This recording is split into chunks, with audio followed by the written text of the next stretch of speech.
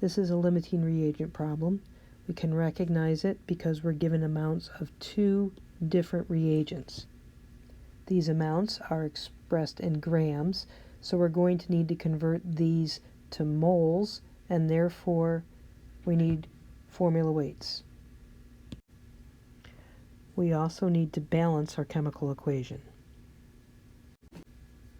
We need two calculations, one for each reagent, to determine how much product can be produced from that reagent being consumed completely.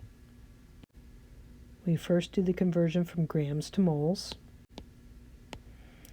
Then we use our mole-to-mole conversion using our balanced chemical equation. Now that we know how many moles of lead chloride can be made, we multiply by the formula weight to determine the grams of lead chloride. In our second calculation, we see that grams cancel, moles of aluminum chloride cancel, moles of lead chloride cancel, and we have grams of lead chloride.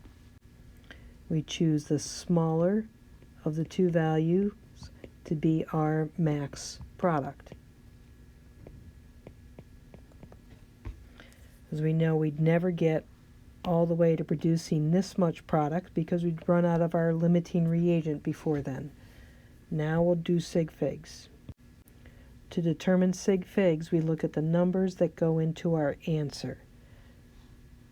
So we have 2 sig figs, 5, this is exact so it doesn't impact sig figs, 4, we can have only 2 sig figs in our answer, and we get our final answer.